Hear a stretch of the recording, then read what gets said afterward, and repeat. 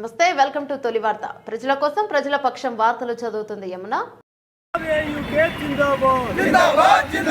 కల్పించాలి ఎంఎస్పీ చట్టాన్ని కల్పించాలి. పోరాడదాం రైతులకు గిట్టుబాటు ధరకై పోరాడదాం. ఎంఎస్పీ చట్టం అమలుకై పోరాడదాం. చేయాలి ఎంఎస్పీ చట్టాన్ని చేయాలి. పోరాడదాం గిట్టుబాటు ధరకై పోరాడదాం.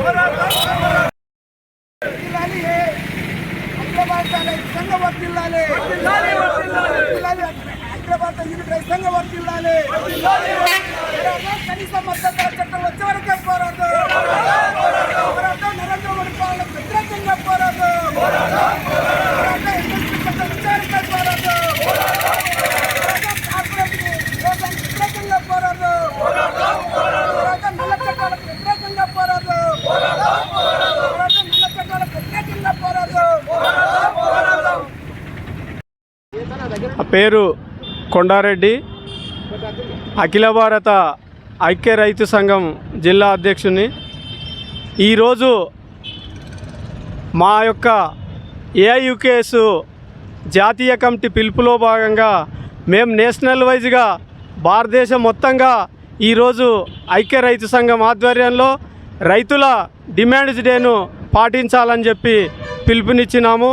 అందులో భాగంగా ఈరోజు మహబూబ్నగర్ జిల్లా కేంద్రంలో ఈరోజు మేము ఐక్య రైతు సంఘం ఆధ్వర్యంలో డిమాండ్ డేను జరుపుతున్నాము. ప్రధానంగా డిమాండ్ డే ఉద్దేశం ఏంటంటే, గత 10 సంవత్సరాల క్రితము రైతులు భారతదేశ వ్యాప్తంగా 4 లక్షల మంది రైతులు ఆత్మహత్య చేసుకున్నారు.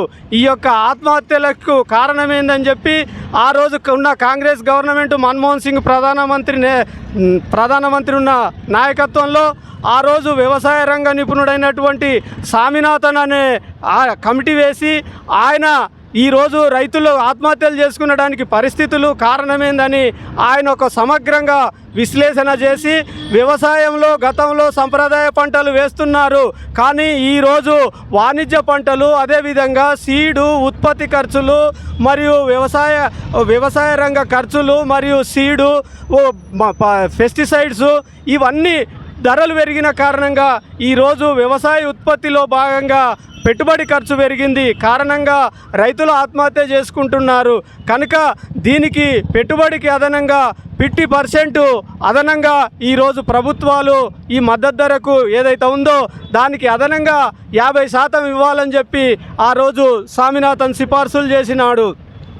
అదేవిధంగా ఆ రోజు సామినాథన్ సిఫార్సులు చేసిన సిఫార్సులను సామినాథన్ సిఫార్సులను అమలు చేసి రైతుల వ్యవసాయాన్ని లాభసాటిగా చేస్తానని చెప్పి 2014లో నరేంద్ర మోడీ భారతీయ జనతా పార్టీ అధికారంలోకి వచ్చింది. కానీ ఆ రోజు ఈ ఈ యొక్క ఎంఎస్పి చట్టాన్ని అమలు చేయక, అదేవిధంగా సామినాథన్ సిఫార్సులు అమలు చేయకుండా గత 3 సంవత్సరాల క్రితము నూతన వ్యవసాయ సాగు చట్టాలను తెచ్చిండు. ఈ యొక్క నూతన వ్యవసాయ సాగు చట్టాలకు వ్యతిరేకంగా ఢిల్లీ, పంజాబ్, హర్యానా, రాజస్థాన్, ఉత్తరాది భారతాల రాష్ట్రాలు, అదేవిధంగా భారతదేశ వ్యాప్తంగా ఉన్నటువంటి వామపక్ష రైతులందరూ కలిసి కిసాన్ సంయుక్త మోర్చా ఎస్కేఎం ఆధ్వర్యంలో దాదాపు 200 సంఘాలు 13 నెలల పాటు ఈ యొక్క నూతన వ్యవసాయ సాగు చట్టాలకు వ్యతిరేకంగా పోరాడి వ్యవసాయ చట్టాలను రద్దు చేస్తే ఆ రోజు 700 మంది అమరులైనారు రైతు ఉద్యమంలో. ఆ ఉద్యమంలో అమరులైన రైతులందరికీ నష్టపరిహారం ఇస్తాను, అదేవిధంగా రైతులందరికీ క్షమాపణ చెప్పి ఆ రోజు నరేంద్ర మోడీ గారు నేను పార్లమెంటులో గిట్టుబాటు చట్టం అయినటువంటి ఎంఎస్పి చట్టాన్ని అందిస్తానని చెప్పి ఆ రోజు వాగ్దానం చేసినాడు. అదేవిధంగా పంజాబు, ఉత్తరప్రదేశ్ ఆ రోజు ఏదైతే అసెంబ్లీ ఎన్నికలైన తర్వాత నేను ఎంఎస్పి చట్టం చేయనికే నాకు వీలు కాదని చెప్పి సుప్రీంకోర్టుకు తేల్చి చెప్పినాడు. కనుక ఈరోజు మొత్తం భారతదేశ వ్యాప్తంగా ఈ యొక్క ఎంఎస్పి చట్టం అమలుకై ఈరోజు మేము ఏఐయుకేఎస్ రైతు సంఘం పిలుపునిచ్చింది. అదేవిధంగా నవంబర్ 25 నుంచి రైతు సంఘం నాయకుడైనటువంటి సత్యదేవ్ సింగ్ దల్జేవాలా ఈరోజు ఆయన ఒక రిలే నిరాహార దీక్ష చేస్తున్నాడు. ఆయన సొంతం కొరకు కాదు, ఏదైతే ఉందో ఈరోజు గిట్టుబాటు చట్టం అమలు చేయాలని చెప్పి తను నిరాహార దీక్ష చేస్తున్నాడు. కానీ ఈ నిరాహార దీక్షకు నా పేరు సిహెచ్ రామచందర్, అఖిల భారత రైతు సంఘం రాష్ట్ర సహాయ కార్యదర్శిని.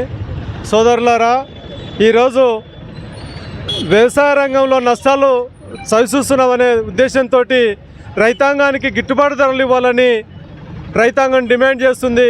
కానీ ఈ పాలకులు సంవత్సరానికి 2% మాత్రమే వ్యవసాయ ధరలు పెంచి రైతులు వాడే అన్ని రకాల ఫెర్టిలైజర్స్ 20% పెంచుతున్నారు. దాని ఫలితంగా వ్యవసాయ రంగంలో గిట్టుబాటు లేక దేశవ్యాప్తంగా దాదాపు గత 10 సంవత్సరాల్లో 6 లక్షల మంది రైతులు ఆత్మహత్యలు చేసుకున్నారనే దాన్ని రిపోర్ట్లు వస్తున్నాయి. ఇంత పెద్ద ఎత్తున నష్టపోతుంటే రైతులు ఇప్పటి వరకు కూడా భారతీయ జనతా పార్టీ దేశభక్తి మాట్లాడుతుంది. ఛాన్స్ ఎట్లా ఉండవంటే దేశ సొమ్ము మొత్తం, దేశ సంపద మొత్తం కూడా కార్పొరేట్లకు కట్టబెట్టడం కొరకే ఈ చట్టాలు తీసుకొచ్చి ఈ వ్యవసాయ రంగాన్ని ప్రైవేట్ పరం చేస్తానని పూనుకుంటే దానికి వ్యతిరేకంగా రైతాంగం పోరాటం చేసిండ్రు. ఆ పోరాటంలో 800 మంది అమరులైనరు. ఆ పోరాటం ఫలితంగా ఆ చట్టాలు వాపసు తీసుకున్న నరేంద్ర మోడీ మరోసారి ఇప్పుడు ఆ చట్టాలు పేరు మార్చి పార్లమెంట్లో ప్రవేశపెట్టడానికి ప్రయత్నం చేస్తున్నాడు. దానికి నిరసనగా ఈరోజు పంజాబ్లో దాదాపు 1,00,000 మంది రైతులు రోడ్లపై వచ్చి కూకున్నారు. దానికి నాయకత్వం వహిస్తున్న దల్లేవాల గారు గత 45 రోజులుగా అమర నిరాహార దీక్ష చేస్తున్నాడు.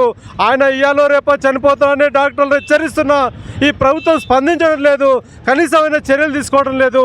కనుక ఇప్పటికైనా ఈ ప్రభుత్వం స్పందించి దల్లేవాలను రక్షించాలని డిమాండ్ చేస్తున్నాము. ఈ రైతు ఏవైతే చట్టాలు ఉన్నావో వాటిని విత్డ్రా చేసి సాగు చేస్తున్న రైతాంగాన్ని గిట్టుబాటు అయ్యే విధంగా చట్టాలు చేయాలని డిమాండ్ చేస్తూ ఉన్నాం. ఈరోజు డిమాండ్ డేను దేశవ్యాప్తంగా కొనసాగిస్తూ ఉన్నారు. జనవరి 9 ప్రధానంగా డిమాండ్ డే అంటే రైతుల యొక్క సమస్యలు కావచ్చు, కార్మికుల సమస్యలు కావచ్చు ప్రభుత్వానికి విన్నవించడం. ప్రధానంగా దేశంలో రైతాంగం ఈరోజు ఆత్మహత్యలు గల కారణాలు స్పష్టంగా ప్రతి ఒక్కరికి ప్రభుత్వాలకు తెలుసు. దాని మీదనే ఈరోజు రైతు రుణమాఫీ అని లేకుంటే రైతు భరోసా అని అనేక మీద చెప్తా ఉన్నారు. కానీ నిజానికి ఎంఎస్పి చట్టం చేస్తే ఇవల్ల అవసరం పడవు.